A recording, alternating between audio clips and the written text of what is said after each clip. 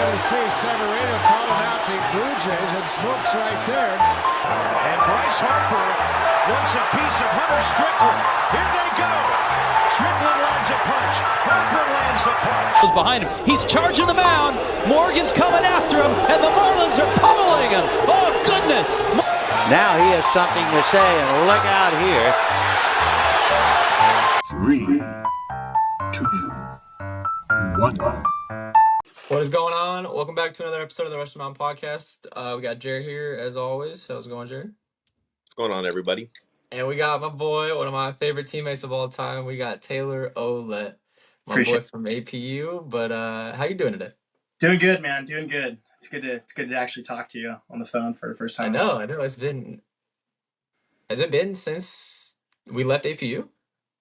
Not on the phone, no, but maybe like a FaceTime, yeah. Yeah. Probably been that long. And what are you up to now? I mean, obviously you're in the Marines, but what's that looking like? What are you doing? Yeah, so I'm a logistics officer. I'm an 0402.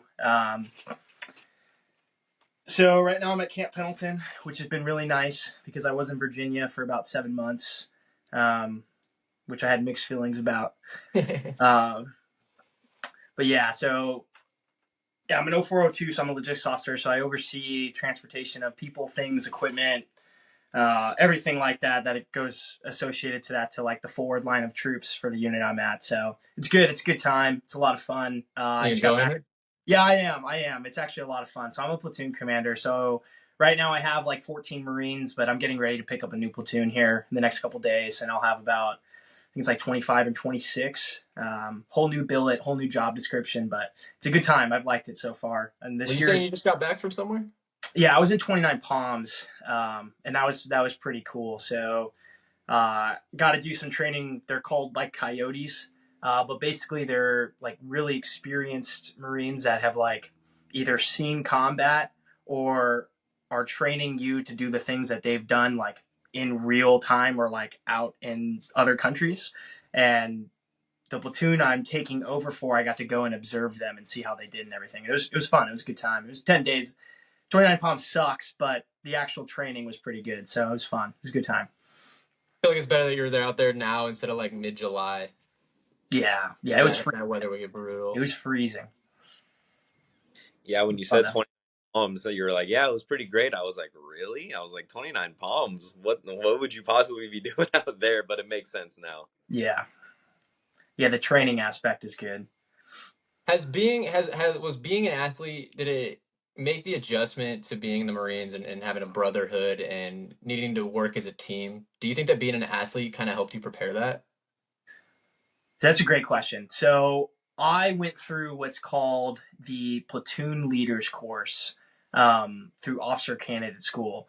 And what that does is the summer of your junior and senior year of college, you actually go train in the summer in Quantico, Virginia. Mm-hmm. And then you come back. And then once you have your degree, you commission as an officer. So I had graduated officer school when you and so I graduated my first round when we had met. So the summer before I came to APU. And then the summer before my senior year, I had finished it, earned the title of U.S. Marine, but I was not a commissioned officer yet.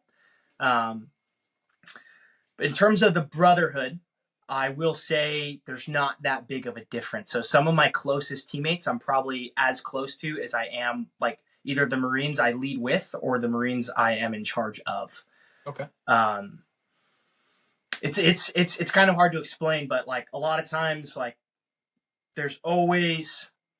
you always form close bonds with people when you go through shit with them, right? Yeah. Like trauma bond, anything. And I feel like, especially for baseball, you're in battle. Like you're going to battle. Like I get the same sort of adrenaline I would get on the mound as like when I'm in training doing that similar kind of stuff.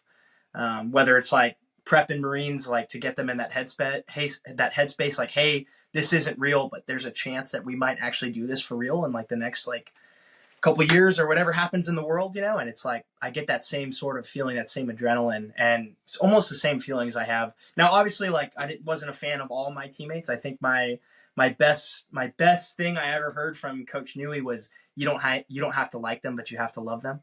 So yeah. Definitely had a lot of teammates that I did not like, and that's I mean, it went both ways, but like I did love them, right? I would have went to battle with any of them at any given time. So it's similar brotherhood, I would say. Yeah.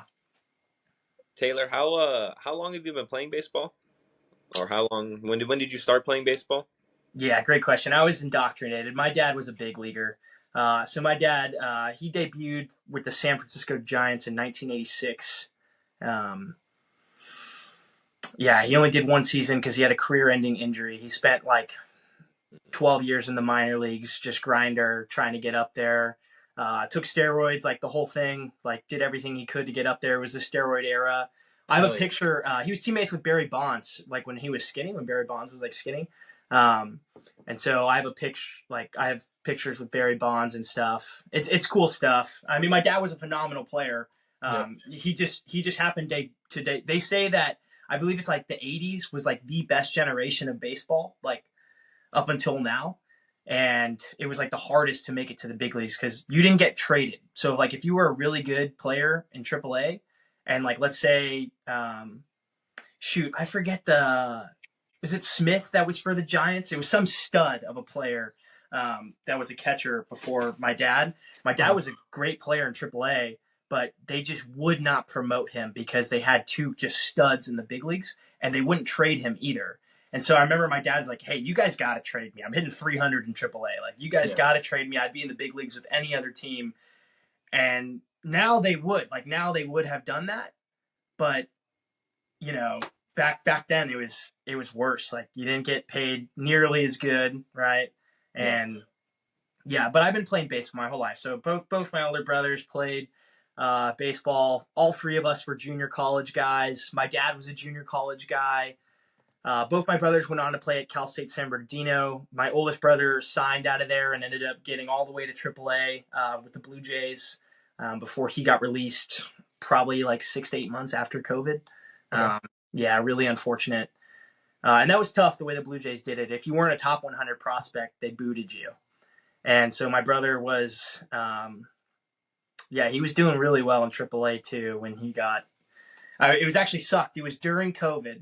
And like, my brothers and I were all home and we're all playing Fortnite together. And my brother's like 15 feet to the right of me as we're all playing Fortnite with like just the three of us and some of our family friends and stuff, just like online, like Xbox. Yeah. And my brother gets a call and I can hear it, right? Cause he's like in the same room as me, just like to the right. And it's like, hey, William, how you doing? He's like, hey sir, how are you? And he's like, hey, like this is blah, blah, blah. Like, director of, player development for the Toronto Blue Jays. Hey, there's no easy way to say this, but we have to let you go. Just like that? Just like that. Just like, hey, like, while you've had good numbers, and they basically pulled the stat cast on him. So they said his slider didn't have big league spin rate. And my brother, like, on the question was like, hey, but like, at what point does my numbers, like my ERA, my strikeouts, at what point do those numbers outweigh what my spin rate is on my slider? And, they basically kind of said like they didn't really have a good answer for him and they let him go. He ended up going down Mexico. He played there for like 2 years. There was talks of him re-signing with the Astros. And then he, like, just like myself, tore his labrum in his shoulder. And then, he tried to rehab, but I think he officially hung them up like just about a few months ago, which was sad. Labrum, dude, will get you every time. Yeah, he went back to school though, so he finished. So did you, because you had a torn labrum as well? I did. I had one, and then he had one. Did you guys get surgery on it, or did you just rehab it? I did. So that's right, because you were in I remember the sling. Yeah. So it was tough days. I had finished. I was in my end of my junior year of high school, and my shoulder was just on fire all the time. And I was coming off a pretty decent like junior year. And towards the end of the year, I went to like crossbody, take off my right sock with my left arm, and I couldn't take off my sock without like wincing in pain. So I went to my dad and I was like, hey dad, like I'm not trying to be a bitch, I'm not trying to be a pussy, right? Like my dad, a big leaguer, is going to be like, hey man, you need to suck it up. Like, that kind of stuff. I was like, dad, I genuinely like am in serious sharp pain right now. And so it took a while, but I ended up playing they didn't give me an MRI at the time. So they ended up telling me to take time off and do rehab. So I did. I took 6 months off. I missed the whole summer, missed the whole fall. Came back for my senior year, had a pretty good senior year. I threw like 65, 66 innings, something like that. Not a ton, but like a good amount. Like I started every other game. At a good school? Yeah. Well, they were okay. Centennial was okay. Outmatched for our area, right? Like Santiago and Corona were like really good compared to us. So just like our best. Don't start yourself. We weren't that great. Like if you look at our numbers, we weren't that great at all. And and I mean, I had talked to a few schools, but like nothing crazy. And I really didn't start getting interest. I threw a one-hitter against King High School my senior year, and that was like the first time I got like pitcher of the week, like player of the week, and like my name kind of started making it out there. And that was the first time I started receiving like phone calls, which was great. Like it was a good time. And then I mean, after the season ended, my shoulder was obviously still hurting, and I went and got an MRI, and it was almost a full tear. Had surgery, had to go to junior college. First year in junior college, all I did was rehab, and I was in a sling. And then the second year was COVID. I was like, oh my God. So I had my AA degree. I was fully healed. And I had a sit-down conversation with my mom and dad. Like, hey, Mom, Dad, I think I'm getting ready to hang this up. You know, like I'm only throwing like 77 miles an hour right now. COVID just started. I want to pursue my education. And at the time I started going to EMT school, the full thing. But COVID was the best thing that ever happened to me for baseball. So I had rushed the recovery, but COVID gave me about a year where I did not have to worry about rushing the recovery. And thankfully, Dave Coggins over at PFA, it was weird. So I was playing. Now my brother was coming out of AAA at this time. Right. And so my brother comes home and he's doing the rehab with me. His trainers got me right, like all this stuff. And it was crazy because I could throw long toss 330 feet, but I'd get off the mound and I could only throw 78 miles an hour. And I remember Tyler Frazier, I don't know if you know the name, played against him at high school. He went to Oregon, came back. We were teammates at Mount Sac together, which is crazy because we hated each other in high school. Ended up becoming like pretty good friends at Mount Sac. But like him and I, every day of COVID, we played catch together and like got after it together. And it was crazy because I could throw the ball just as far as him and my brother could. But the moment we get off the mound, they could both throw 90 plus and I couldn't break 80. And my dad, being a former big leaguer, he's like, son, I don't know what to tell you. And I had made the decision with my parents to not give up baseball, to give it one more year at junior college. So I was at a 2-year school for 3 years, right? But I decided to go give it one more chance. And my dad took me to Dave Coggins. And I never had to go to baseball training or to another coach. Like I had my dad and I had my older brothers who were professional baseball. Yeah. I never had to go anywhere. I never went to a coach. I never paid to anybody. I never did any of that. And so I went there and I was also an EMT. So I was like waking up early, going to Dave in the morning, and then I was working my shift at night. Brutal schedule, but like would do again. And yeah, Dave basically, they analyzed my pitching mechanics, and basically the way I was throwing in long toss was not the way I was pitching off the mound. And so it took a long time. Like I worked with him probably 5 days a week for, 8 months. And baseball season started, back at Mount Sac. I was not a starter, right? And I had such a bad, like, sophomore year, the start of it. Like, my coaches didn't really trust me. And I don't blame them for that. Like, I was terrible. But when I came back, I was throwing harder. I was like 85, 86, 87, like enough to get looked at enough for school. Yeah. And they basically it sucked, but they basically made me a junior college lefty specialist, where I had the most appearances on my junior college out of anyone out of the pen, but I had thrown like almost like only the third or fourth most innings or something like that. And yeah, long story short, I ended up just like, it was towards the end of that year. And, I was talking to Dave, like, hey, I need help getting out of Mount Sac. I talked to my coaches. I ended up posting a video on Twitter, but I don't even have Twitter anymore. But I posted a video on Twitter of me throwing literally it's junior college, right? They literally my teammate took a video of me in the bullpen while the game was going on, and I just thrown to like my 2 batters and I was done. But it's like there's like 10 games left, and I was like, hey, can you guys take some video of me in the bullpen? Like I need to get my name out there. And so I tweeted out a video. My junior college coaches weren't really happy that I did that because they thought I was like trying to go behind there, but I wasn't, right? I was just trying to get looked at. A lot of NAIAs hit me up, but my head coach at junior college, great guy, his name was John Knott. He played at APU. And APU kind of just like, they reached out on my behalf and said, hey, like I have somewhat of a strike thrower. I no doubt that he's going to continue to develop, blah, blah, blah. And it ended up coming down between APU and Cal State East Bay. Cal State East Bay actually offered me more money. But after looking at the pros and cons, my grandma was in Glendora. Right. So it made sense for me to just live in Glendora and then eat the cost of APU. Yeah, hopefully, where would Shepard have lived, you know? Yeah, facts. Yeah. But yeah, I would do it all again. I would do it all again. Sorry, I just went on a rant. You No. Because it actually leads perfectly into a point that I have, or a question that I wanted to bring up with you, and one that I was saving for you because I wanted to get your input, especially for your junior college story. Yeah. So junior college just implemented a new rule where you can go there and play your 2 years of eligibility for free. Yeah. Or not for free, right? But you retain your 4 years of college eligibility, and it's a second chance post high school to get more looks. Are you on board with this, or are you like why do they need 2 free years and then 4 years? Like why does everyone need free 6 years of college? Or are you like, yeah, this is beneficial for guys that were like me, who just needed that extra year to get back on pace? I don't like it. I don't like it. So, for example, I spent 3 years at Mount Sac, and I left there with 4 years of eligibility. So, because think about it, 1 year I was medical redshirt. Mm-hmm.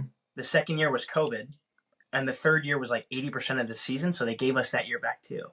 And I didn't know that till I got to APU, and they told me I had 4 years left. I was like, "What are you guys talking about?" Like, I just played a season, right? So it wasn't until my 4th year of college that I actually played a full season of college baseball. So absolute insanity. And Coach Newey and everyone wasn't tracking that I was done after my basically 5th year, but was truly only my 2nd college season. Yeah. And they were like, hey, like, we'd love to have you back. And that was the year that, or it would have been the year that you and I left, right? Or graduated on. Yeah. And again, I was a Marine who was scheduled to commission in July of 2023. And so I reached out to the Marine Corps and I was like, hey, like, I'm a student athlete. Like, can you guys delay my commissioning a full year and like let me go to school and like start my master's and all this stuff? And what they said was I had to go to officer school again, but just the 6 weeks again. And I'll be honest, man, I couldn't do that again. Like, just being absolutely berated, right? And like some of the physical pain that I went through, I really thought there, I was like, I can't do that again. And it's like, it's not like APU is going to give me enough money that like it would have maybe been worth it. So I was just like, I was already in debt, right? So I had a little bit, a little bit of scholarship, but not enough, right? And I was like, I'm already like 40K in debt, guys. I'm good. That's why, like, I feel like I had that talk like a year prior, because I don't know if you remember where it was after the first year that you were at APU. I was supposed to be done. Like, that was my 5th year, and I was like, no, I'm good. And I got a job in construction. My uncle got me hooked up with a job, and I was staying in Rancho, and my first job site was in Rancho. And I was like, dude, 5-minute drive to work. I'm making actual like big boy bucks now. Like, this is nice. And this is like over summer now, and Newey's still like, hey, come into the office. Like, you still got another year of eligibility. Like, let's talk about this. And I'm like, I would go in there like covered in paint, dude. And I'm like, I don't want to. I'm like, I was like, I just got paid today, dude. You're not convincing me to come back here. Yeah. And then the next week, I got scheduled out by like Six Flags to do like plumbing repair. And because it was like general contractor, so it was just doing a bunch of different whatever that job was that day.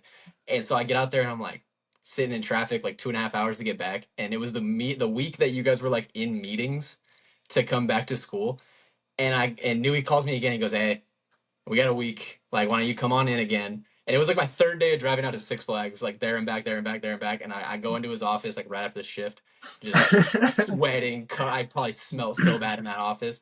And he's like, "Are you coming back?"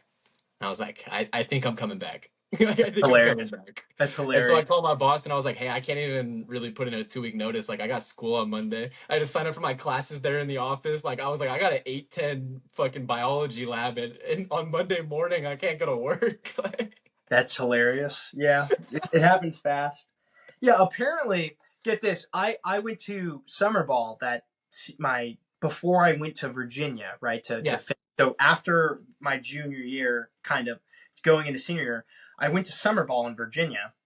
Oh, I'm sorry, I went to summer ball in Georgia. I was playing summer ball. My uncle, he also played some professional baseball, and he's a pitching coach at a school out there. And he's like, "Hey, like, come play summer ball for me." And I was like, "You know what? Like, sure." And then I'll come back from Georgia for like a day, spend the day with my family, and then I was going straight to officer school in Virginia. Yeah. And so I went out to Georgia, and I was having a great time. I was sending Newey some video every once in a while, and it was great. Like, that was exactly what I needed, because I feel like I had learned a lot of bad habits from my first year at APU.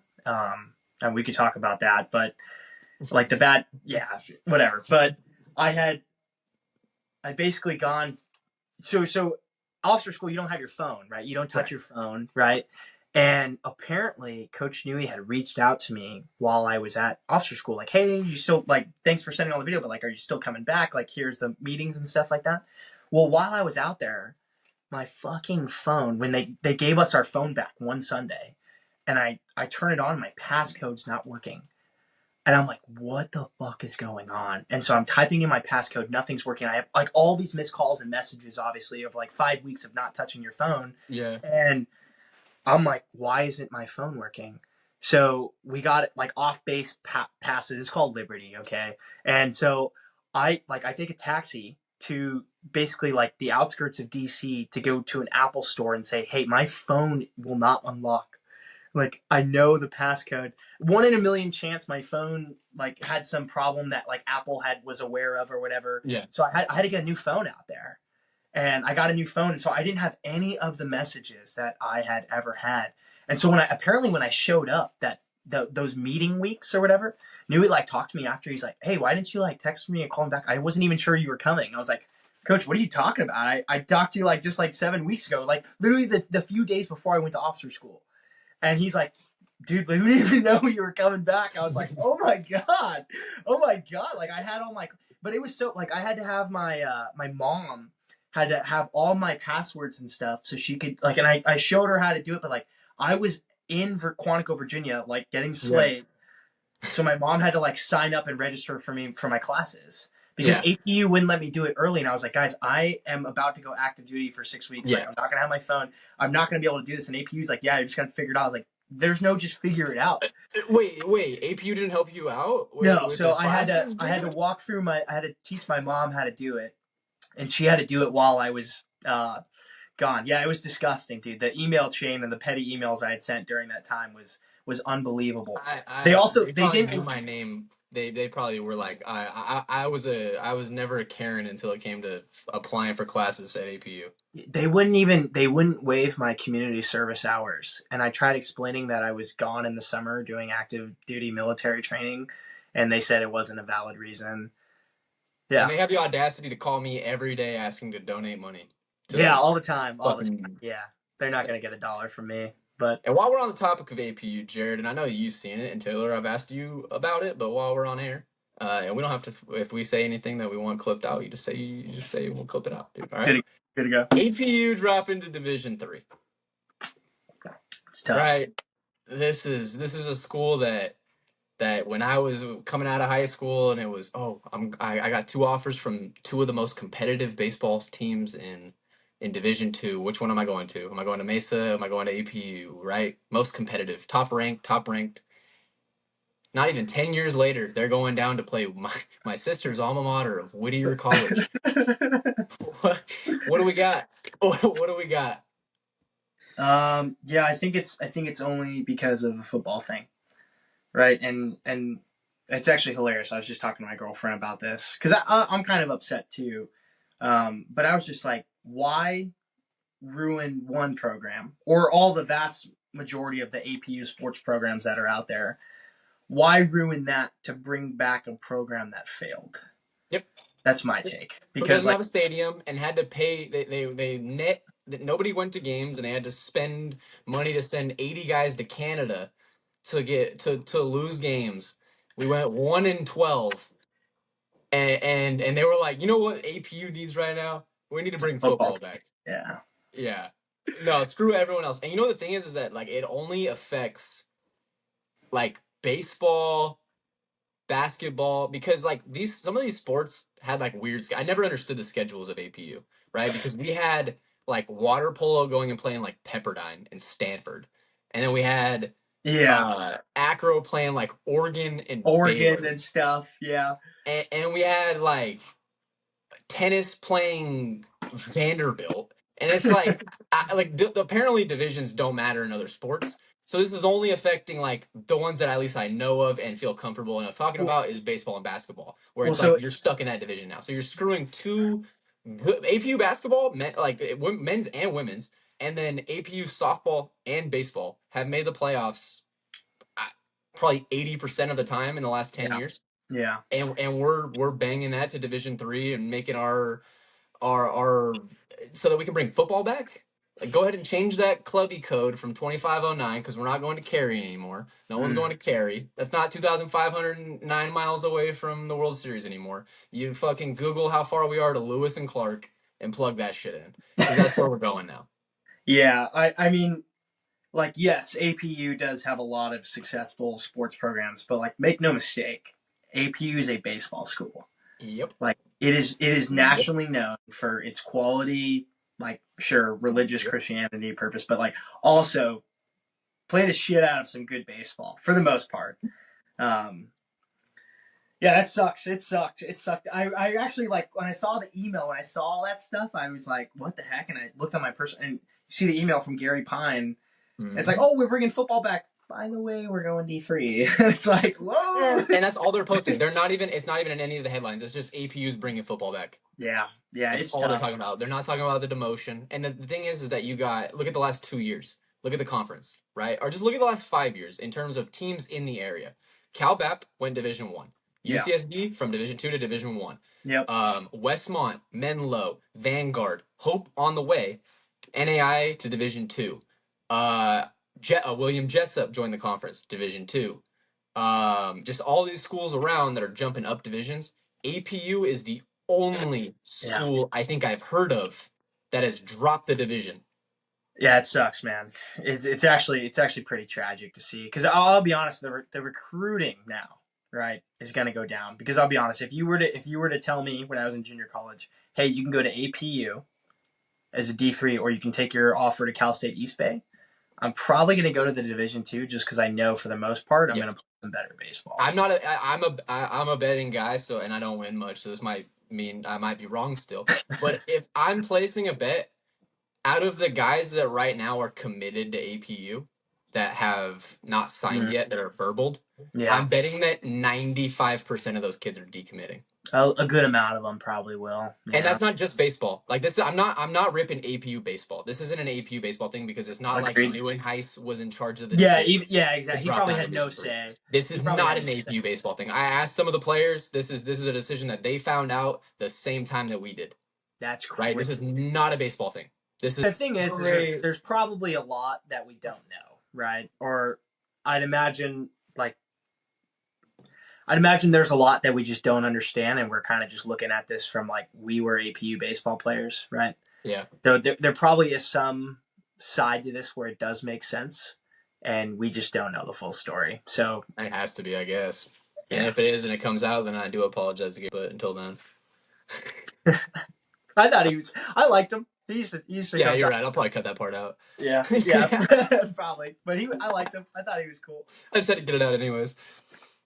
I don't know. I don't think you guys are seeing the bright side of this though. You can't even say that without laughing. Yeah. What's the bright side? Those local parks y'all are going to be playing at now are going to be so bright. Well, the thing is like it's pretty well known that like some top quality NAIAs are sometimes better than most Division threes. Yeah, dude. You know, dude, So- the Pac-West Conference right now is number 1 Westmont, number 2 Jessup, number 3 Point Loma. that's insane. It's like 2 teams that were NAIA like a year and a half ago. Well, there you go. Maybe we do deserve to go to Division 3. We saw some competition. We said, wow, We're done. We're done. Yeah, Swaggy came back to the Pac-West, and APU said, no, thank you. No, That's thank crazy. you. That's crazy. Not to get a topic, because I surely want to stay on topic with this, but just to throw a little update for anyone that cares. Number 1 Tennessee just lost to number 12 Alabama right now. They lost 5-6.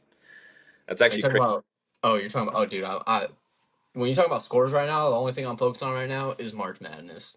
Yeah, this is Rush podcast, Dixon. Fill out your March Madness bracket. No, you're right. Did you fill out a bracket, Taylor? I didn't. I'll be honest. I've been pretty busy. If you had to pick a team right now, who are you picking? The number 1 seeds are Auburn, Duke, Florida, and Houston. Number 2 seeds, I think, are Michigan State, Tennessee. I mean, let's be honest. Duke normally wins. Hey! Jared, I got Duke. Jared's got Arizona, but those are fully biased because I'm a Duke fan and Jared's an Arizona fan. So Yeah, there you go.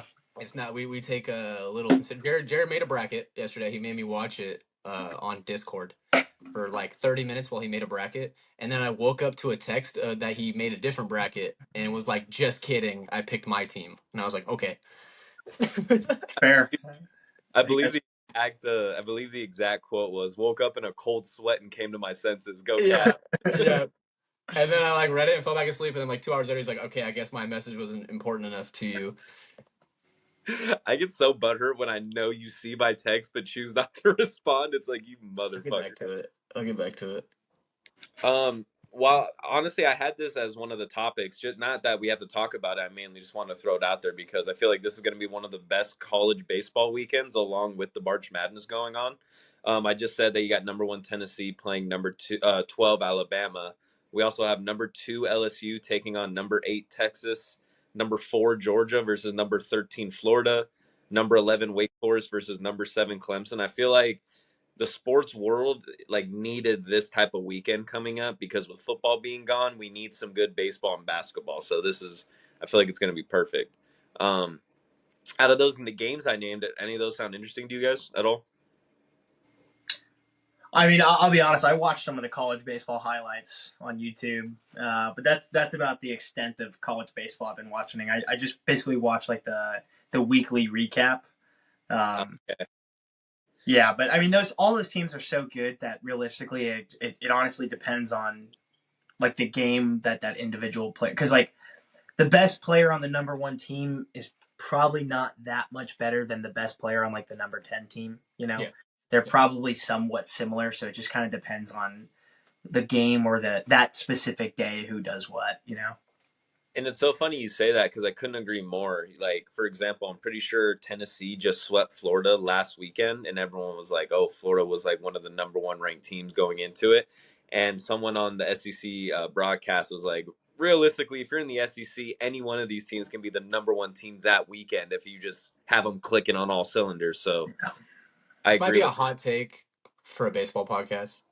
When it comes to like college baseball, don't say. I really, really, really lock in for the College World Series, even like the regionals. Up until then, like I'm more just so like check the scores. Like I check the rankings, I check the scores, but like I don't really like sit in. And that's not saying like I like totally check out. And especially this more like we're obviously being a Duke fan. We started the year ranked 11th. I think we got swept the first 2 weekends, dropped out of the rankings, haven't snuck back since. It hasn't been an exciting season for me for college baseball. But I will absolutely be there for the College World Series. Absolutely. Yeah, I mean, I agree. It's kind of like big league baseball, you know. Especially when when you talk about like this weekend, like college baseball, any matchups, exciting, whatever. Is opening day? Am I for MLB? March 7th. So is that this weekend? Is that Today's the 20th, so we are 7 days away. Oh, yeah, I guess so. Yeah, maybe I'll lock into some college baseball for you. I love the raw authenticity of college baseball that I feel like MLB maybe shied away from these past couple years. Not that I don't love watching MLB games. I mean, I do. But college, I genuinely like you'll see a guy out there like biting on his glove on the mound, Yeah. just fired up on smelling Yeah. salt. I love that shit. You remember the guy the at Louisville where he struck out that one guy? He's like walking off the field, he was like, "Fuck you." Yeah, bro. Like you're not gonna see that watching the Mariners and Brewers. You know what I mean? It's Yeah. Taylor, real quick, you said you like more just keeping up with like the highlights and stuff of baseball. If you want to follow a really good YouTube channel, there's this guy named Wheels, just like the tire wheels. Yeah. There you go. Yeah, that's some of what I watch, or him or House of Highlights. Perfect. You're already put on game. I don't even have to do any explaining to you. You don't gotta mansplain it to him, dude. Hey, notice how I didn't recommend it to you, you fucking idiot. All right. Because I already watched it. I was the one who recommended it to you. Oh, duh. Is that what it was, Nikki? All right. Oh, Taylor, dude, I might throw out a sentence, and you can disagree with me, but I don't want to speak for you. Am I wrong that sometimes playing hacky sack before a game was more fun? Yeah, was more fun than playing in the game. Because and Jared, if you saw Jared right now, where he like leaned back in the chair. Last episode, I brought Herges on, and I made a comment about hacky sack, and he's like, "You might be the first person I've ever heard brag about hacky sack." When you were good at hacky sack, like you, dude, hacky sack was fucking fun. Yeah, I mean, yeah. So I mean, that was like pregame ritual. They don't do like it anymore. We had to play. We literally played until we had to rush to put on our cleats to go play, to go stretch. And we're like, damn it, dude, it's game time. I remember Declan, like we got our ass beat early on in the season. He's like, that's it, like no more hacky sack. Yeah. And we were like, nah, we're gonna play. And then we played, and then we ended up like winning again, you know. And it was just like, they don't play it anymore. They can't. Herges was saying they don't play it anymore. That's too bad.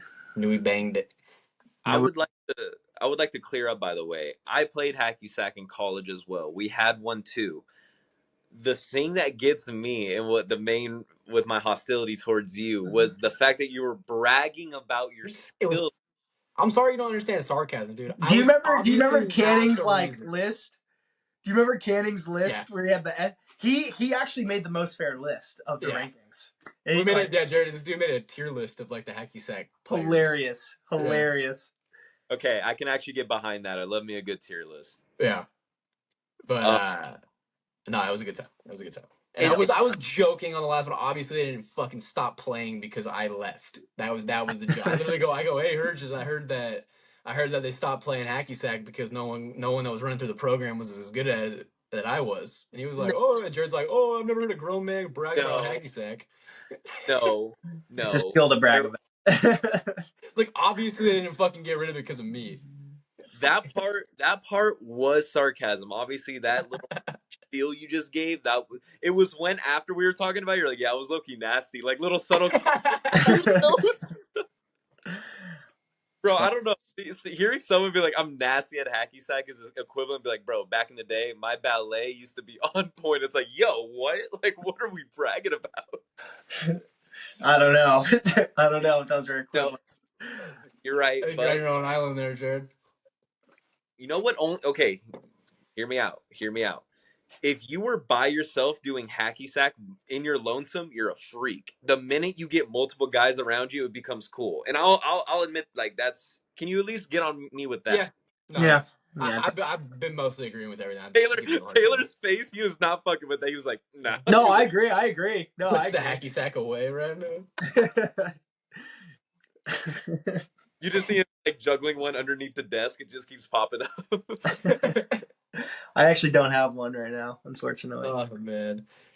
Taylor, dude, you were at Centennial. Correct me if I missed any steps here. Centennial to AP, to Mount Sac to APU. That's and then obviously some summer ball in between. Can you give us some of your few favorite memories? Yeah, so not great coaches at Mount Sac, like absolute phenomenal coaches. Some good teammates. So I met like lifelong best friend there. But favorite memory all time for me, on a baseball field was throwing the last inning against Point Loma to win the conference championship. That was it for me, because like that was like, especially just like not playing a ton, like coming from being like the guy on your high school team to being an absolute nobody in junior college, where like nobody really knew you, like nobody cared, and then having a not great junior year at APU, and then coming back for a senior year, becoming one of the one of the relievers, and then to like, because I remember they were talking about like not even really bringing me to junior playoffs. Like I was like barely made that roster. And then my senior year, like to be handed the ball in a tight situation against the school that's like, let's be honest, beat our ass a lot of the time, to close it out is like absolutely one of my best memories for sure. Like without a doubt, it's probably the best thing I've done on a baseball field, to be honest with you. I just rode the high for as long as I could. Loved watching. That was one of my, like, I wasn't even pitching in that, and that was one of my favorite college memories. You like just like winning that game and running out and. We actually didn't run out as fast as I was expecting everyone to. It was a light stroll. I think. Yeah. What was the end of it? Because it wasn't like a strikeout, was it? It was. So was it a check swing? Like, what was the hesitation out of the dugout? Honestly, got really lucky. The guy swung, right? It was a 3-2 slider that like didn't bounce but was low. You know, so like if he took it 100% ball, but he swung through it, and like that was it. I think the dugout was just waiting for like confirmation that was like the. Yeah, I just remember it was like fist pump. Looked at Tyus, and it was good because Tyus and I were junior college teammates too. Yeah, that's right. And so like if there's one person who can attest to how bad I was in junior college, it would have been Tyus. Yeah, so I actually got Tyus coming on right now to talk about you in junior college. Yeah, good. He was on screen. That guy's coaching the #1 team in the state of California right now. I know, that's insane. Yeah, he's Jeff. He's a good guy. Oh, Jeff coaches there too? Him and Jeff are coaching at Arcadia right now. That's crazy. Small world. Good for them. Yeah. Taylor, how did you celebrate the strikeout? Did you put like arms up in the air? Did you hit him with like 5 big booms? Did you go like boom? No, I didn't do that. I mean, I hated those guys too. Like, you want to talk about a group of like privileged jerks? Like, it was Paloma. Yeah, but it was. I think it was like a let's go, but like full scream, like max, like pump flex thing, and then the whole team came, and it was just like, the thing we normally do. But it was great because like, one of the biggest heartbreaks I ever had was in 2023. Not to any girl, right? But like to us watching Point Loma celebrate on their field. 2023. I just remember. I literally remember telling everyone, or the guys, I was like, we have to kick these guys' ass next year. I got hit with that like, oh damn, like moment probably like 4 days ago when one of Point Loma's players followed the podcast. And I clicked on to follow them back, right? And you see his celebration. And I saw it was like the second, because you don't post much, so I clicked on like the second post or whatever, and it was their dog pile was like the first, and I was like, I was in the other dugout for that. I remember exactly watching that vividly. Yeah, I was very upset that day. That was actually big heartbreak. That whole bus ride home was like a 2-hour bus ride home. Because the cool thing, okay, so here's, I mean, not the cool thing, but my freshman year, my sophomore year, when we got knocked out of playoffs, we were hosting. So I just got to drive 3 minutes home, and it was just like, all right, I'm already home. You can forget about it. You can forget about it quick. When we lost at Loma, that 2-hour bus, it was like, I don't even want to stop for food. I don't think we stopped. We didn't stop. It was just straight home. It was like, just get us home. Whatever. We were get me off the bus. It was just like, fuck. Like, and then one of the flip side, one of my favorite ones was winning conference in Fresno. Okay. Yeah. And then that bus ride home, like when we won the regional or whatever, or the conference, the first conference tournament or whatever, out there, and then that bus ride home, because it was like all happy go lucky, whatever. We just won conference. So, Dickie, you just sent like black and white PTSD throughout my eyes right now when you said, I don't even think we stopped for food, because I just remember in high school, I forgot what school we lost to, but we were like an hour and a half away from getting back to where, and I just remember coach being like, we're not stopping the buses. We're going straight home. And I just remember back, stomach, so hungry. And I'm like, because no one ate beforehand. It was like I get the free lunch or whatever from the school and then head to the bus. And we're like, dude, we're going to stop for food after the game. Like, it's fine. Like, we'll just, and then we did stop for food. And it was, that was really fun. Tough. But dude, bus rides in high school were kind of brutal. I mean, you got to think of like the first time, like the reason I was never able to get into dip was that like the first time I ever tried dip was in the back of a bus coming home from like Palm Springs, like junior year of high school. We were coming from like a Palm Springs high school, and we were stuck in Coachella traffic or whatever it was. We were stuck in traffic, so the bus was just like stop and go, stop and go, stop and go. And we're in the desert, and it's hot as hell, and we're just stop. And I literally throw up outside of the bus window, just like on the freeway and stop traffic. Couldn't do it again. I was like, that saved me technically, because I got an addictive personality. I probably got into that. Yeah, that's probably smart. Yeah. Plus, your shout out to Palm Springs. So. Yeah. That's a joke, guys. Come on, goodness. Everyone just started looking down at their sheets. They're like, oh shit. It's so funny, bro, because bus rides too could have been the most fun experience with a baseball team, or one of the worst, just depending on either how the day or the game went. I remember there was one time after a game we had just won, and we were like doing rap battles in the back of the bus, and just being super white as usual. And our head coach stands up and it was like, you guys win one game by 2 runs, and you guys think you're the fucking Yankees, and it's just like flipping out on us. And I just remember being in that situation, being like, dude, you can't kill my vibe right now. We just a baseball game. This is the best my life is ever gonna get. It's crazy how your mind thinks that, like in the moment. You're like, dude, I'm at the highest of the highs. Like, you can't fuck with me right now. I just want a high school baseball game. Division 4. That's so fun. Do you have a favorite bus ride, Taylor? Yeah, probably you again. Like any moment on the bus? Honestly, it was probably when oh my God, what's his name? When he sang Gangnam Style. Coach Ill? Coach Ill. Why did I blank on that? I love him. He was great. Somebody else brought that up. I think Spencer.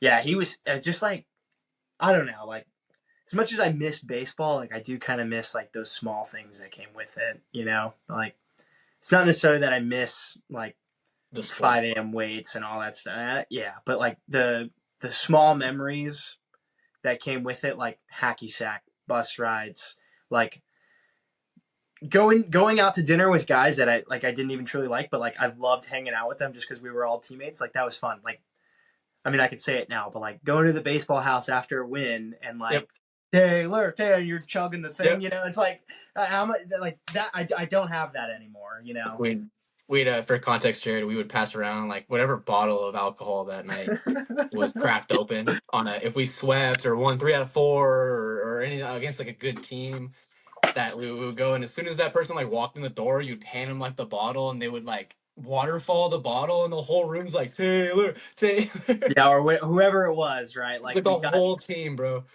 So that was, I do miss the. It's the little stuff that I do miss. Yeah, miss having roommates. When we would have the sweep no sleeps, like obviously some guys would like commit to them, but then there would be other guys like, okay, I'll stay up till like 2 or 3, but like I'm at least gonna go get 3 to 4 hours of sleep before I hit this class at 8 o'clock.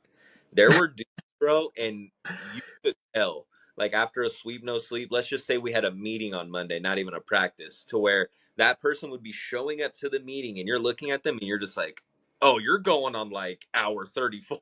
Like you could just tell, like, oh, there's been no shutting those eyes in the past however long you've been awake. And like I committed to a few sweep no sleeps, but dude, sometimes they were just miserable, especially if you had that like 8 a.m. law class. You were like, oh my God. I don't think we ever did that. No. Cougars got rest. You think a coot can hunt without some rest, baby? We were we had sweeps and in bed by 2 a.m. Yeah. That's what we had. Yeah. Hopefully that motorcycle going outside my house can be a little bit louder right now. That'd be I perfect. didn't even hear it. Yeah, I didn't either. Let's go. That's already a win. My iPad's frozen. Oh, sorry. My lagging. No, my iPad's frozen. I was trying to sorry get back about into the questions. It's just frozen. So, Taylor, I'm kind of going back into questions we've kind of already asked, but I want to give like a different perspective on it. So, Okay. when I asked mainly like, when did you start playing? And you said you were just like put into the sport mainly because you didn't have a choice. Obviously, you grew to love it, but when your dad's a professional baseball player, you're like, you're going to be playing baseball growing up. Yeah. And you being in the Marines, I mean, dude, that's an accomplishment, and that's something on its own that like not even people think or even dream of doing. What would you say is the biggest differences in the two? Because a lot of people want to like, oh, what's the similarities? You talk about the brotherhood, the teamwork. What was something maybe that like, oh, playing baseball all your life, you're like, oh, this is kind of what like the Marines might be like, and then you get there like, oh, I couldn't have been more fucking wrong on that aspect. Yeah, differences is kind of a good question. Maybe like a not like a false reality, but maybe something that like, oh, this will be just like this, and it didn't end up working out that way just because I don't know, maybe just the naiveness of it. Not that I put you on the spot. I think the first thing I think about is right. I'm a platoon commander, right? So I lead a platoon of Marines, is what that means. But I would say I used to hate. This is what doesn't translate. Is like I had teammates in college that would piss me off because like they would make excuses, and it's like if you go out there and you have a bad outing, like it's not, oh, my arm feels funny, or oh, I hate when the sun is right there. You know what I'm saying? It's like, dude, just you made an error, like own it. Or you walked 3 guys, own it. You gave up a nuke, you left your pitch up, like own it. And I would say like I haven't really met many Marines that like make that kind of excuse. And I think it's something that's like obviously trained into these guys, like when they go through boot camp or like whatever training pipeline they go through. But yeah, it's like when they fail an objective, right? Like they own it. Like, hey sir, I fucked up this. I didn't meet this timeline. Like that's on me, you know? And it's like, hey, that's good. I didn't really see that a lot at APU. I feel like we did have some guys that like would make some just like crazy ass excuses. And it's like, no, dude, you got picked off with 2 outs and like you're the timer. It's like, what are you doing? You know, there's no excuse for that, you know? But like there would, yeah, I think that's like the only thing I could think off the top of my head is just like there's a difference in like the discipline aspect, I guess, where, yeah. I would also say too the accountability part, because I wouldn't even say so much like, I think anywhere you would have went to go play baseball in college, you would have found that. You would have found that where I played. There was plenty of times where guys really didn't just like hold themselves to the same standards as they would hold other people. Like if another guy fucked up, it was the end of the world. But if they fucked up, it was almost like, hey guys, like, you know what I mean? But it's like, you can't two-way street. I mean, like I'm not going to name drop, right? But we had a freshman, Barry, that like saved our senior year, Dickie. Yep. We started off okay, and then we like kind of started losing, and then we swapped a player for what we call.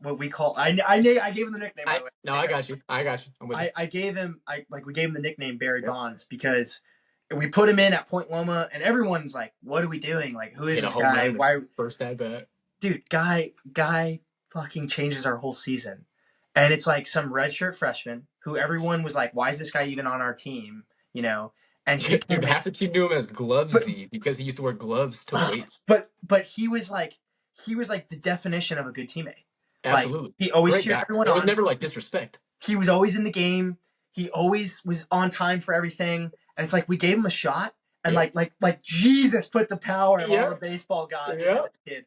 And he ended up he hit like 500 his first 30 at bats with like a couple home runs, and it was like he went like an APU's known for like, hey, don't hit a single, don't bunt, like don't try to go the other way with the ball. They literally teach like hit home runs at the Cougar Dome. Yeah. And this guy was the one of the few on our team that did not take a selfish at bat. And he would like if he had 2 strikes and there was a runner on second, he wasn't trying to pull a double. he at that point was going to hit a ground ball to second base on a like a 1-2 off speed away. He wasn't trying to hit that for a single. He's like, I have a job to do. I need to get him over. Yeah. And like that changed our whole season, I think.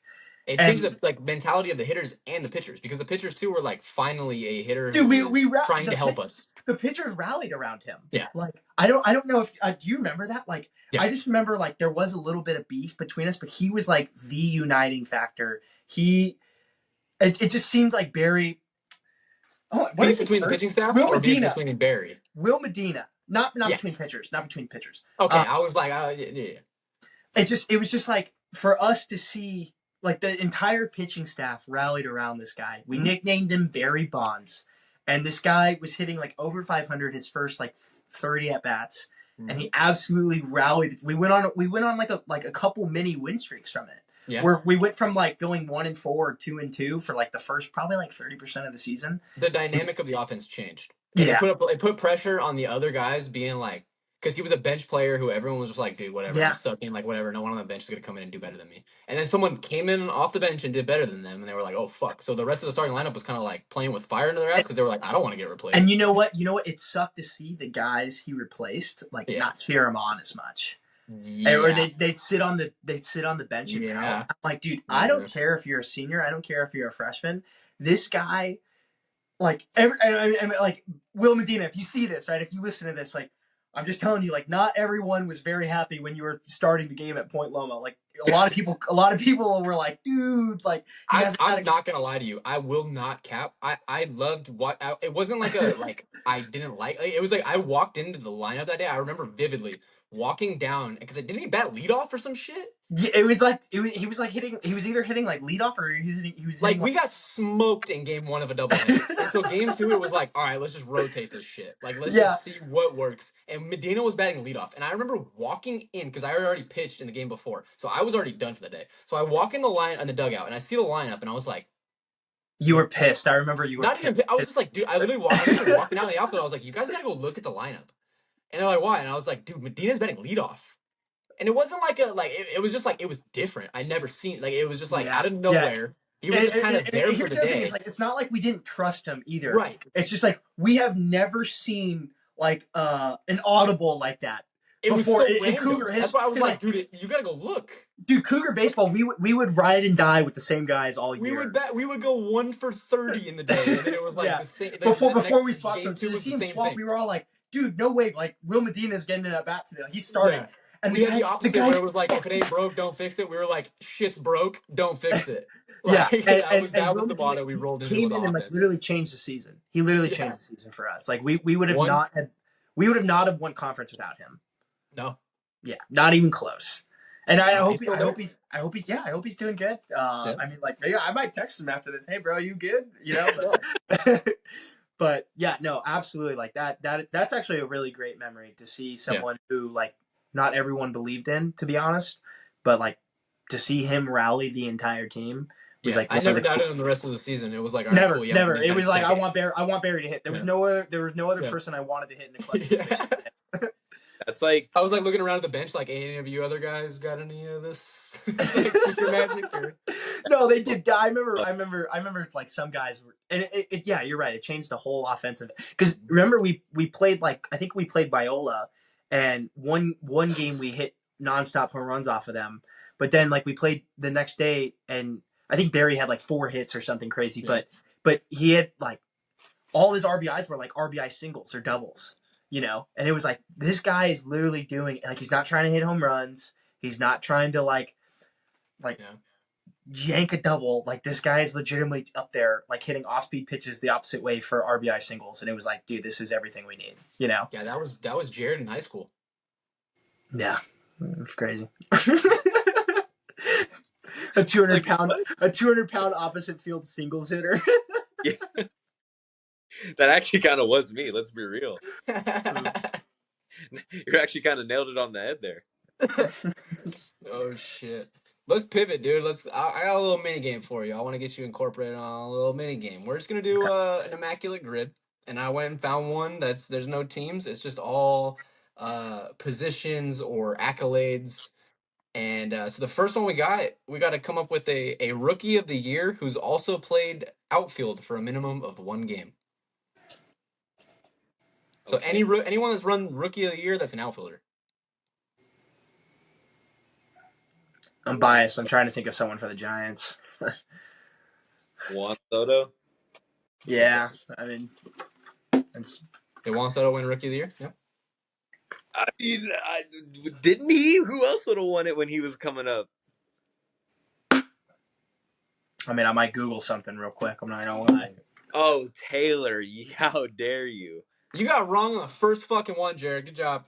Juan Soto didn't win rookie of the year, or he never played outfield? Well, he's definitely played the outfield. Wait, is this my immaculate grid? There's other people. No, I'm he's thinking, not. I was working this. not gonna I'm thinking like Mike Trout.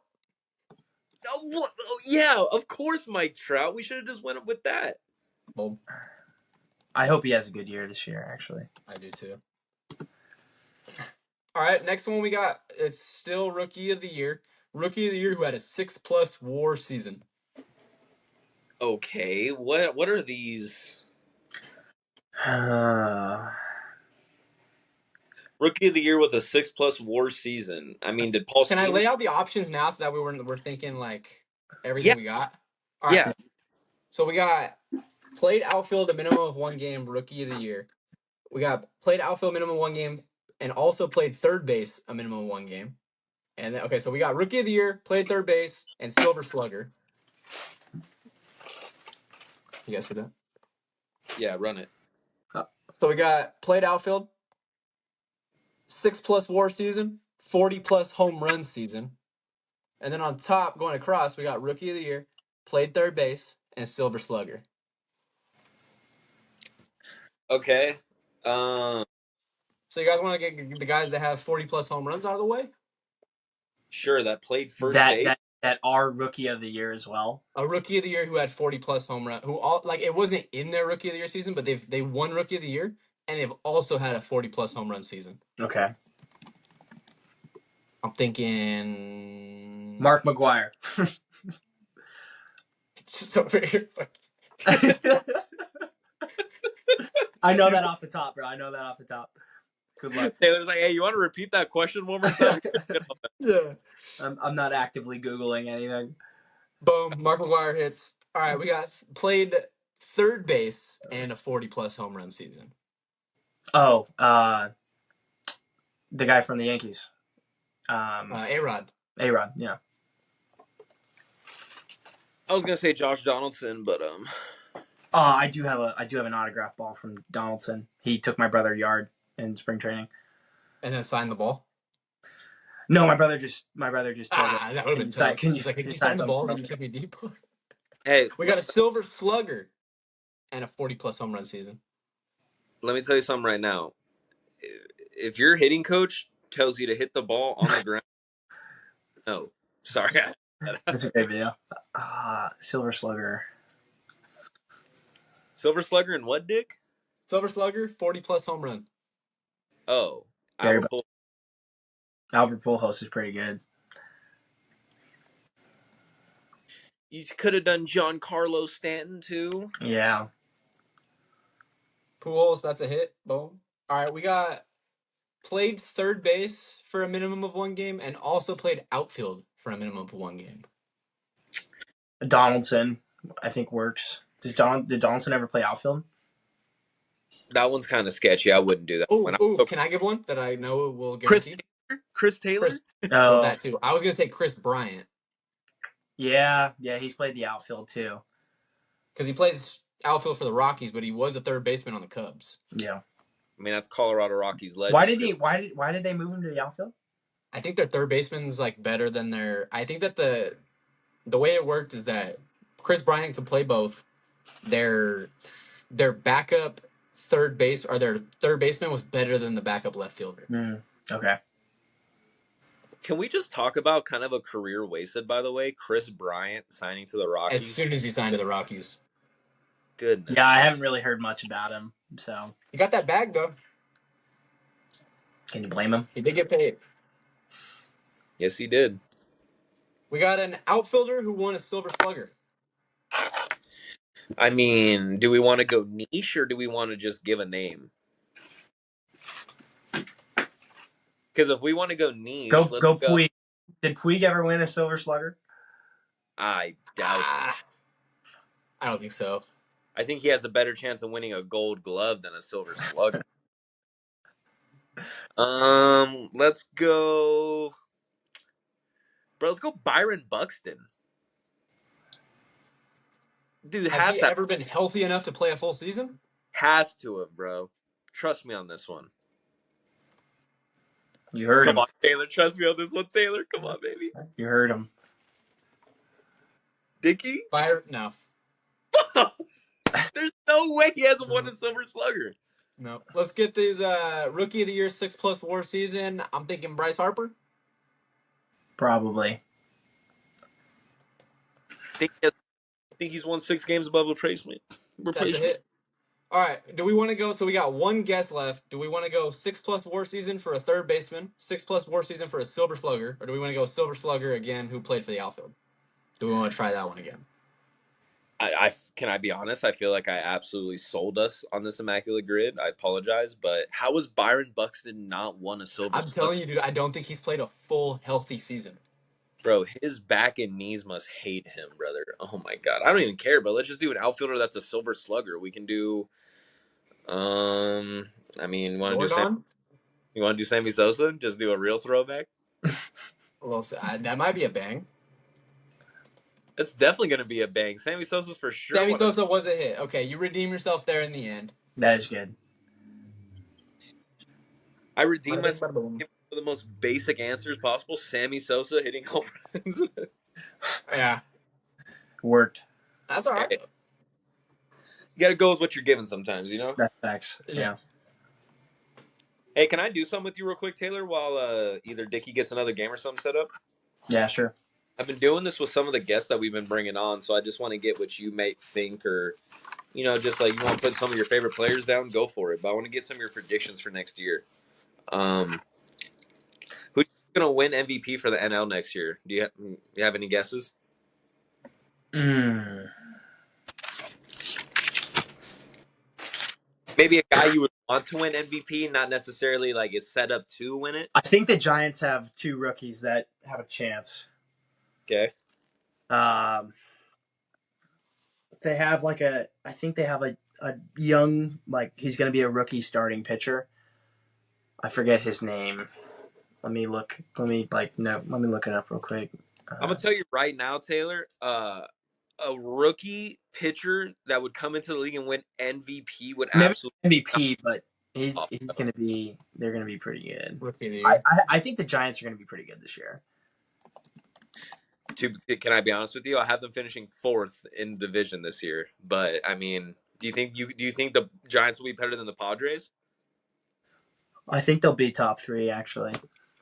Top 3, okay. So you got them with who? You have them with the Dodgers, obviously. You got the Giants, and then who's your third team? Is it the D-backs? Is it the Padres? It's obviously not the Padres. I probably had Giants. Or I'm sorry, Dodgers, Padres, Giants. Oh, get fucked, Diamondbacks. You don't like that Diamondback squad they got this year? They're pretty nasty, dude. Dude, have you seen the way the Giants have been in spring training? Hey, you're talking to 2 guys that want the Giants to be good so we can finally get the rivalry back, bro. I put the Giants in 2. He literally put, okay, well, I had Dodgers, Giants, D-backs, Padres. You did not Giants finishing 2nd, did you? Yes, I did. Go look at the Instagram, Jared. That's crazy. I for sure thought I would have remembered something like that, but it's not even like it's crazy, like it's something that couldn't happen. It's more of I see maybe the Giants being better in the next 2 to 3 years versus being good this season because they have the tools. I mean, they have a lot of youth. They have what's his name, Patrick Bailey behind the plate, and he's disgusting. Yeah, I think the Giants will be better than what we think they'll be. I hope so. Throw all that nonsense out, though, Taylor. I need an NL MVP.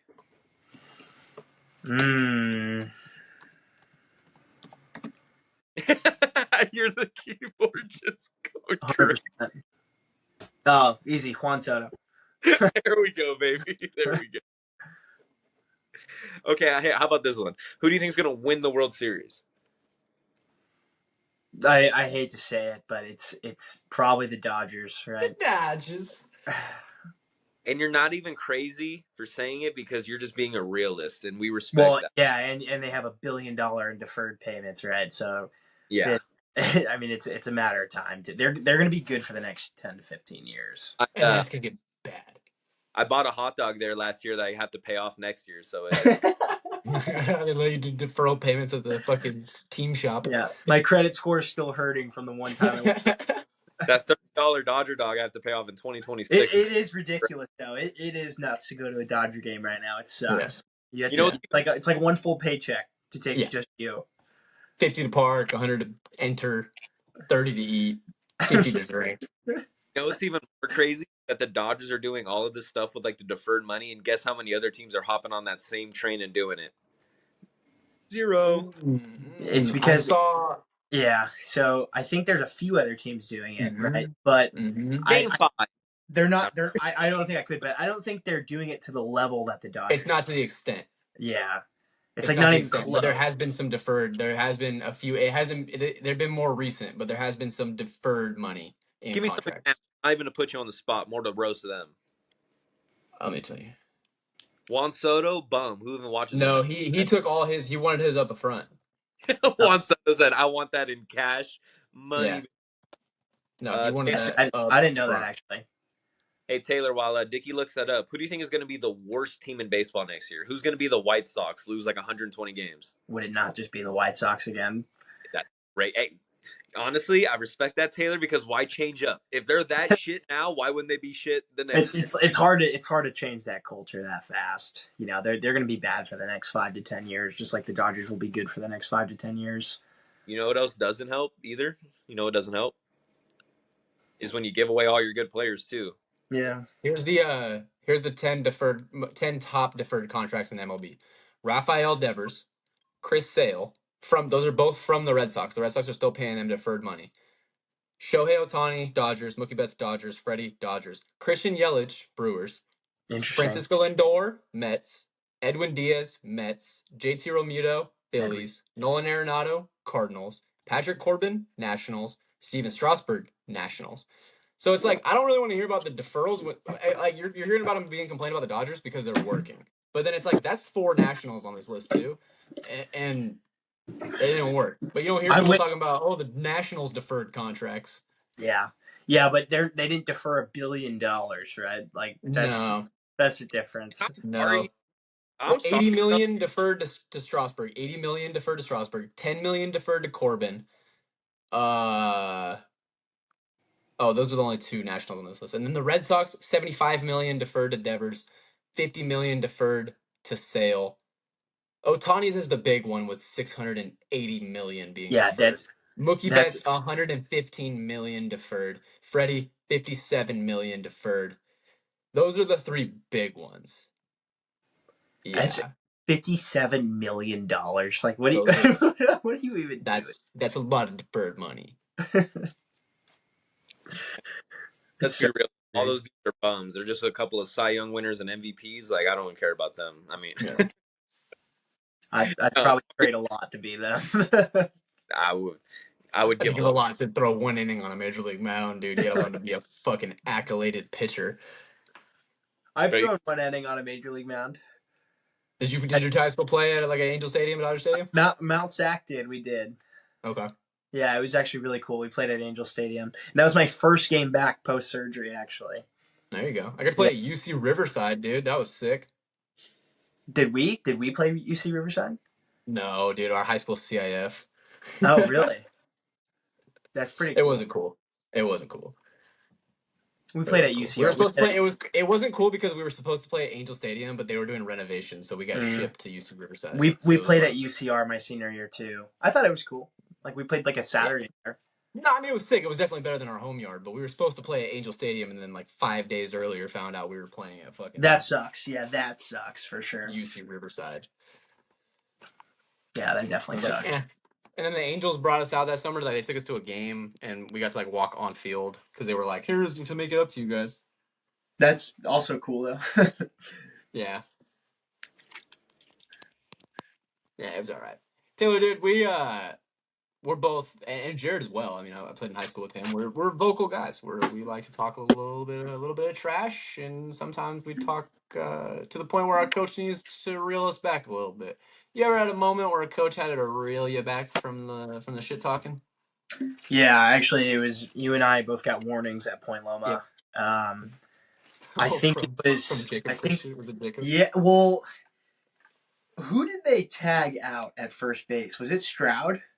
Yeah. Yeah, but it was like a dirty ass tag. Like Yeah. the first But it was base Jacob Christian playing first base. was it? Okay, so whoever it was, probably him. First baseman Yeah. catches it and like didn't go for his hand, and he was hosed, right?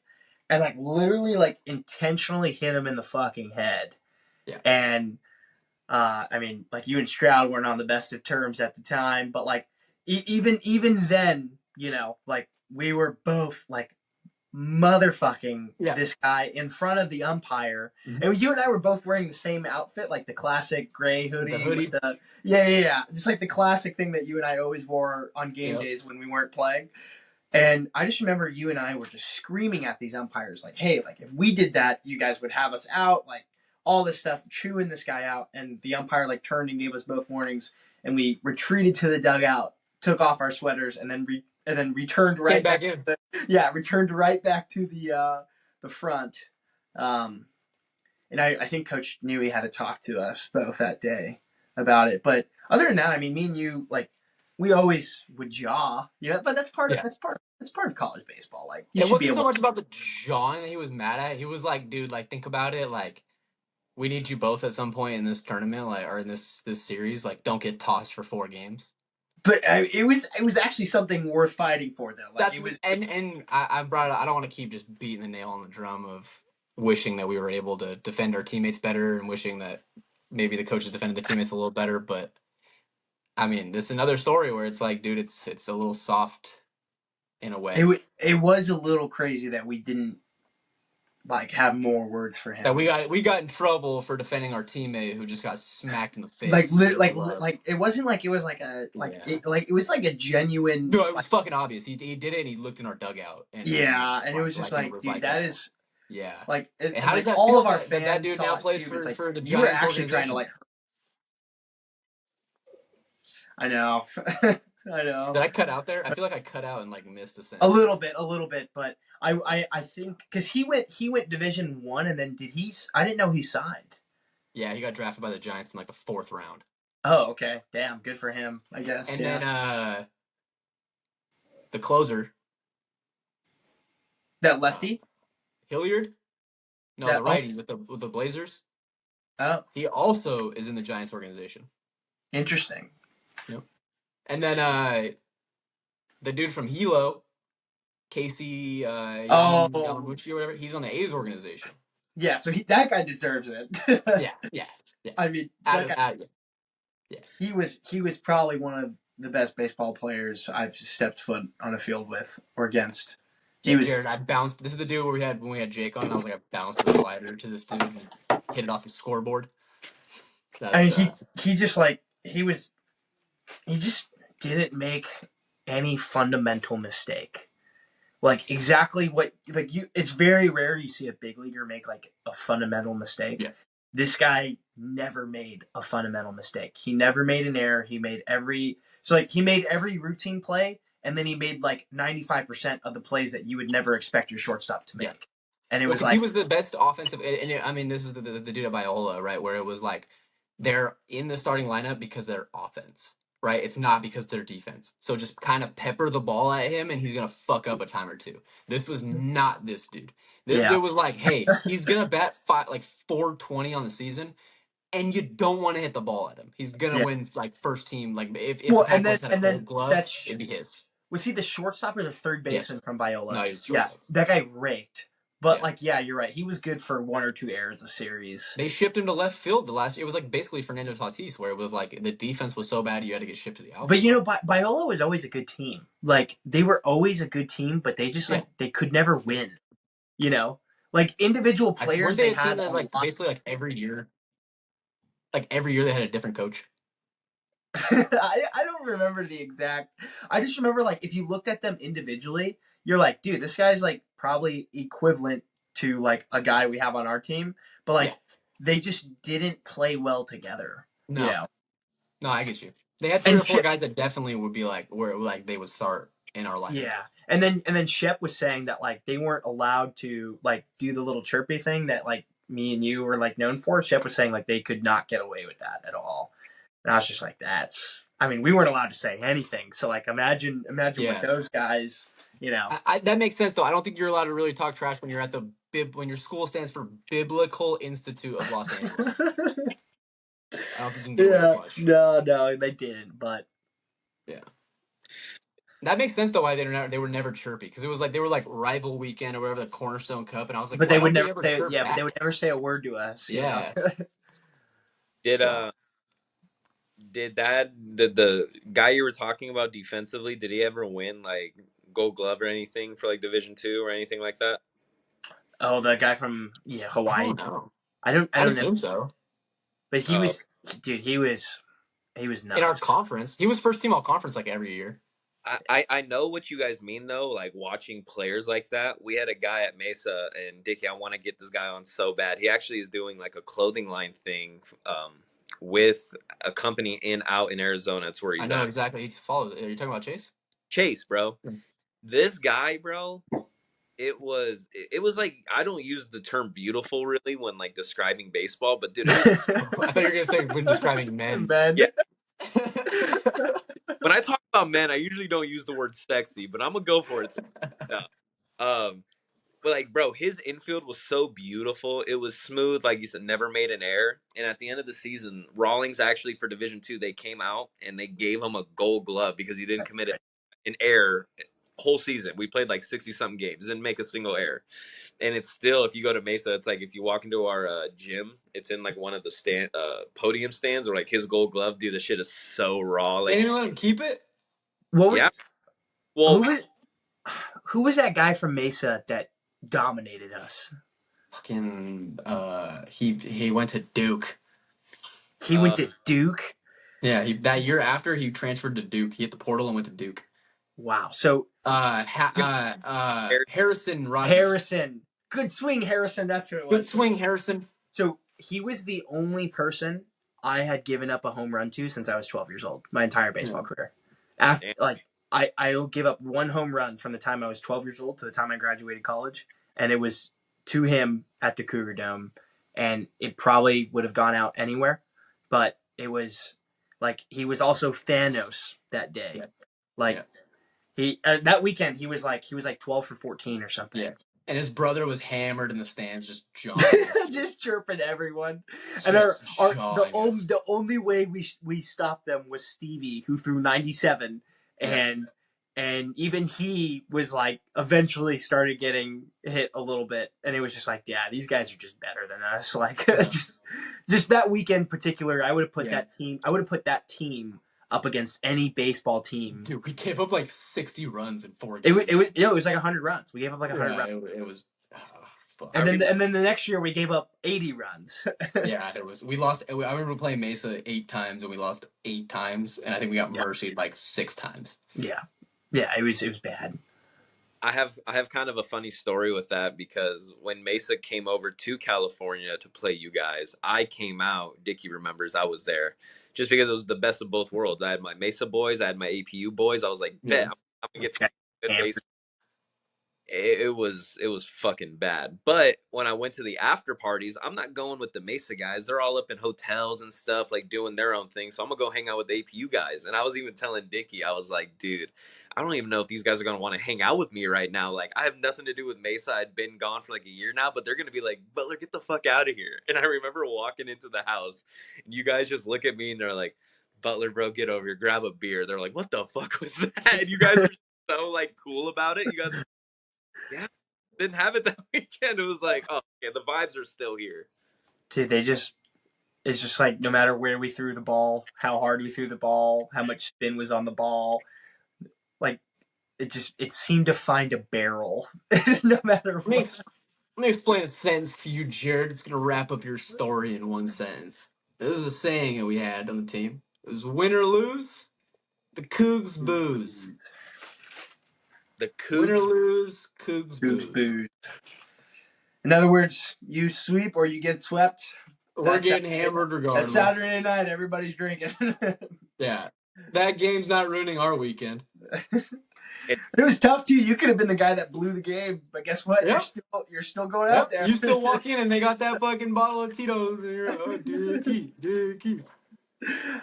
You guys were such on good vibes and so cool that I was even talking to some of the pitchers and they were like, dude, like, so what would you do? I was like, so when I would throw against these guys in inter squad, I'd give up like 4 home runs, but you don't worry about that. You just got to worry about the pitches you can control because whenever I had to throw against those guys in like our interleague games, bro, shit was. I felt much better at the end of the season about that series when like 4 of those guys got drafted, 3 entered the portal and went to like ACC and the SEC, and I was like, we weren't meant to play those guys. Like, what the fuck?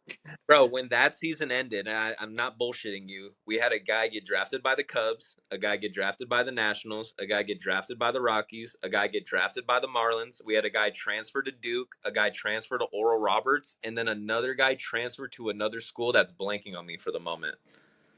I don't think Morris. Morris. He went to Texas Tech. So it's like all those guys didn't even really have a reason to all be on the same team other than it was like, oh, we're going to this school mainly to play good baseball. That's the only reason anyone goes to Mesa. They just want to play good baseball. You're not going there to be like, oh, I want to be a lawyer. Like, no, no. Like, stop it. Like, you're lying to yourself.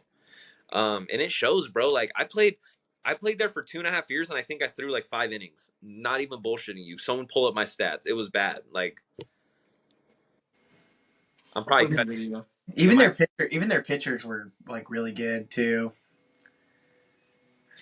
Yeah, dude. But even when I was there, like our pitching was for sure our worst part. It was like, well, you guys were in Colorado Elevation, dude. Those guys were fucked to begin with. yeah, but does Colorado Elevation matter when you're playing in Florida and you've walked 8 guys in one game? Well, I mean, you ain't been in humidity. Yeah. Hey, Dickie, it's so funny because we would be telling ourselves the same thing. It's like, bro, the ball's fucking sticky, dude. I've never thrown. Yeah. Like guys would just be like fucking like grabbing their hats, like, dude, I can't. My hat's sweaty, dude. I can't. Like a couple, like we were a bunch of pussies, bro. We're like, fuck this shit. Holy shit, man. Nah, Taylor, dude. Guys, dude, those guys are first off dogs. They were like, I learned so much about pitching from so many guys there, but I mess with them all the time. They were nails, bro. I wish I was able to throw more there. I think it was like a fun club to like win for. It kind of sucked when you were like watching other guys. Like it didn't suck watching other guys do good. You just wanted to be a part of like the good being done, if that makes sense. Yeah. Yeah. Because dude, it was like Dickie. I would go out there and I'd watch Farmer go 3 for 4 with a jack and like 4 RBIs. I'm like, that's pretty cool. I wish I could have thrown maybe a batter this game, like maybe throw a couple of sliders, bury a few, like fuck something, dude. Oh man. Still went out there. You warmed up every day though. Hey, I have a story. Sometimes twice. Hey, I have a story for you. I once got warmed up for 8 innings consecutive one time. 8 innings in a row. Come on, we might need you in this game. I'm like, no, you don't. You're lying to me. That's bad. It's worse than my freshman year. I was gonna have my first outing. We weren't even in a conference game yet. This is Biola's first year at Division II, so we're having like it's like a season game, like it counts, but it's not conference yet. We were playing Biola in a non-conference game, and we were losing 5-3 in the bottom of the 8th. We were at Biola, so I was gonna pitch, or top of 8 we were losing. I was gonna pitch bottom 8, and they were like, fuck it, like go break the dust off, like get your first outing. So I'm warming up in the bullpen. I get hot. I go down to the dugout. I'm already ready to go. We got 2 outs. We go walk, single, 3-run home run. So now the Cougs are up by 1, and no one tells me shit, right? So now I'm like, oh, dude, now I get to save situation. I go run out to the mound. The guy that threw the inning before also runs out to the mound, and we're both standing on the mound, and we're like, and I look in the dugout, and they're like, Dixon, come on. They fucking pulled me back, dude. I got blue balled like that hard that I was like literally standing on the rubber and was like, "Hey, ball," and they're like, "No, come on back." Like, and I didn't pitch for like 2 more outings. I think the worst thing that has almost happened to me on a baseball field was we went to play Monterey Bay. That one night it was freezing out there, and GB was coaching. Like, it was the first year there, so he's 23, and I get loose for the day or whatever, and on the like hot list, my name is not on there. So I'm like, okay, like I'm not pitching tonight, right? Like, whatever. So I like played catch or whatever, got loose, put my tennis shoes on, and I sat with my jacket the entire game. And I like texted my dad. I was like, hey dad, like not pitching tonight, My dad like drove all the way out there, so he was gonna stay and watch the series anyways, because he like worked, so he was just up there, And my dad's a trooper. He's staying just to watch APU baseball play or whatever. Yeah. And Gifford is on the mound, and we're already losing, and it's like the last inning, or it's the last 2 innings, and Gifford's starting to struggle. And again, like I only have my tennis shoes on. It's like the 8th inning. I have not played catch since probably 4.5 hours prior now. And they rip and Ouellette get hot. I'm like, oh shit. Sprint down to the bullpen. I put my cleats on. And Chino is running down there. And he gets like his stuff on real quick. And I throw one pitch, right?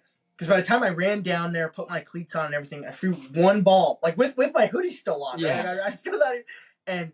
And Coach Newey points at, like, to the, and I'm like, oh my God, I've thrown one, like not even pitch, like just one, like, so I like take my hoodie off and I run out to the mound. I have no idea the game situation or anything. And he's like, hey, are you ready? And I'm like, Coach, I haven't even thrown one warm-up pitch yet. And he's like, all right, well, like, give me everything you got. And I was like, oh my, and I obviously walked the first guy. Then we had an error. Next guy singles, and then there was 2 outs. And then the next guy hit a ground ball, and we were out of it. But I gave up like 2 runs because of it. Like, and so like 2, they were both Gifford's runs. So like, sorry Gifford, but it didn't really matter. And I remember GB just like chewed me out after the game, and I'm just like, I was sitting there, I was like, do you not understand that I like no excuse, like whatever. I was on the mound, I own it, whatever. But like, I didn't even get the last time I threw a ball was like basically 5 hours before this moment, and then I threw one, and the whole reason was because, and like, what was it? Hey coach, I wasn't on the you're not throwing list today, which was true. Like I was not on the hot to throw list, but yeah, and that was the day. Well, that's like the first time I've ever seen a coach like without waving the hat, like because the bullpen always signals down, like waving the hat, like hey, he's ready to go. That was like the only time like that was like just, no look, nothing. He just walked out, boom. I bet Chewy would remember it, but I just remember like I ran down there, put my cleats on, like did some bands, and like grabbed a ball and threw it, and I was like, oh my God, I'm in the game. I was like, this is Jared played travel ball with him. Jared Chino is Daniel Genna. Yeah. Oh, trust me, I put 2 and 2 together there. That was his nickname. No racist. That was his nickname. Chino. I was like, let me connect some dots here. He was a great teammate. Oh, I love that, man. He's awesome. Yeah. He was a great teammate. I kind of had a rude awakening to like the bullpen, and it wasn't even when I was in college. It was when I was on a visit. So when I went to go on a visit with Cal Baptist, they made me bring baseball pants the whole 9.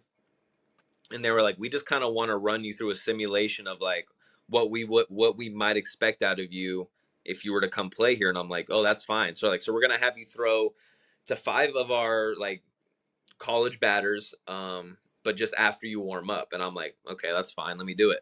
They said, we're going to treat you like you're coming into the game though. They said, this is how we do our like bullpen warm-ups depending on how fast we need a guy. He goes, you get 2 crow hops, like off the mound, like just fire a crow hop into there. 2 of those. You get 2 step behind your foot, lift up and dive down the mound. 2 of those. And then you get 3 regular, like just rocket 3 from your stretch. Then you go in. So my visit with Cal Baptist, I got 8 to 7 warm-up throws, and then they send me out there to go throw against their college hitters, which I gave up 2 bombs. I gave up fucking piss rockets, dude. Oh my God. And I was just like, if that's how I have to work out of the bullpen, I'm screwed. Yeah, that was pretty grim. That's insane. Yeah, that is. And it's probably worse than that because that was on your visit when they're trying to like play nice. Like when they're like, fuck it, let's try to get this guy here. Like imagine what it is in the game. Like you probably don't even get to warm up. You go straight from dugout to you get 8 warm up pitches. Go. Yeah. I was feeling that exact same way about it too, Dickie, until Savage talked to me the next day about it, because it happened on like a Tuesday night when I went on I had to go to school the next day, and I was like, yeah, they did this weird thing where I only got like 8 warm-up pitches, and he goes, Butler, you got to understand, they already want you, dude. They already know how good you can throw. You just need to go out there and just like, they want to see like your competitor. And I'm like, you know what? You're right, coach. They probably do want me. Never once got an offer from Cal Baptist. Never got called back after that outing. I was like, oh, he couldn't have been more wrong. Yeah. That's hilarious. You're gonna know they don't fucking want you at all. Oh yeah. The way he was making it seem they were about to offer me a full ride, like everything was about to be paid for. Dude, they never. He's like, they're just playing hard to get. Yeah, they wanted nothing to do with me, and I don't blame them, bro. I was giving up piss missiles throwing to their guys. Damn. All right, Taylor. Well, I'm gonna wrap this one up. We'll get you back on here shortly. I got a lot more questions for you, and a lot more games. So we'll get you back on here with I'll text you. We'll get a schedule set up if you want to hop back on here. But I appreciate you so much for hopping on. It's appreciate good talking to you, dude. It was good to catch up with you again. Thanks for doing 100%. this. Yeah, thanks, guys. Thank you both. Appreciate it. Appreciate you, Taylor. Have a good one, guys. All right, see you, man. Have a good one. Thank you.